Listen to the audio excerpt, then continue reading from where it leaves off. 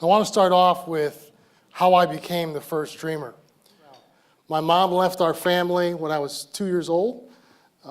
She decided that drugs and alcohol and other activities were more important than being my mother. And it's hard to dream when the person who brought you to this planet doesn't care enough about you to even call you or ask you how you're doing or come to one of your ball games.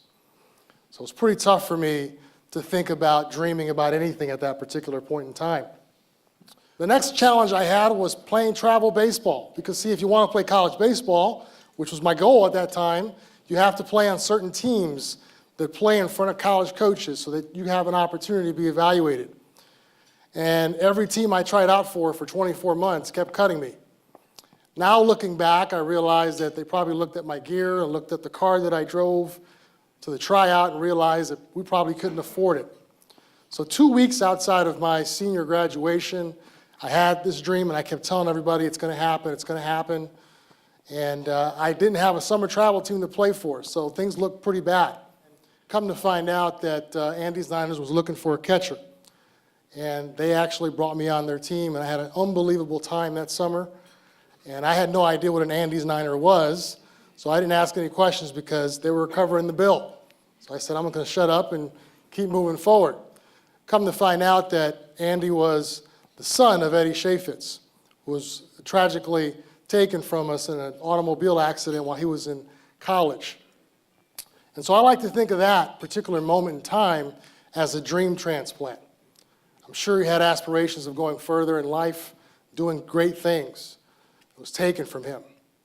And so I was able to pick up the ball and go ahead and chase my dream. And luckily for me, I was able to move forward and play a little bit more baseball and got scouted that year. Was drafted by the same Cincinnati Reds 3 years later, and was actually also fortunate enough to play for the local team here in Cleveland. It was an unbelievable journey, and I honestly didn't know what to expect moving forward in life. 2003, I retired, and I wanted to reach out to the family that did so much for me and helped me so much. So I called up Kathy Chaffetz and I said, let's have some dinner. Kathy asked me, she didn't know about all the times I got cut by all these teams. She was like, you're one of our best catchers of all time. How did they cut all, how many times did you get cut? And she asked me, how did you deal with all that? And I said, Kathy, the first team I was ever cut from was my own family at 2 years old. So getting cut from travel teams wasn't really a big deal. But at that moment, it became clear to me that had my mother not abandoned me and our family and broke us apart, I could have never been chosen by the Chaffetz family. So I'm forever grateful for them and what they've done for me. And it was at that time that it became pretty clear to me what goes on around here. And what goes on around here is we have a tremendous opportunity to do what Eddie Chaffetz did, which is replace immense amounts of pain with a dream. I want to remind you guys and leave you guys with 3 thoughts. Number 1, the people in this organization, if you have not met them, are absolutely unbelievable. Everything they say they do, they absolutely do.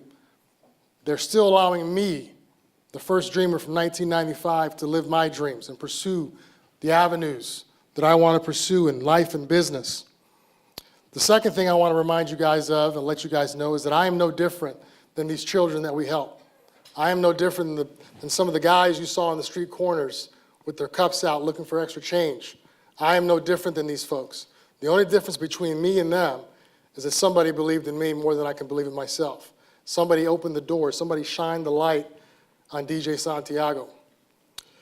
The last thing that I'll let you in on is these children, as they move forward, can believe in either they are no good, they will never achieve greatness, they have no future, they are victims, or through your support, through this organization, they can decide to do what I did in 1995, and that's believe in their dreams. Thank you so much. Have a great evening.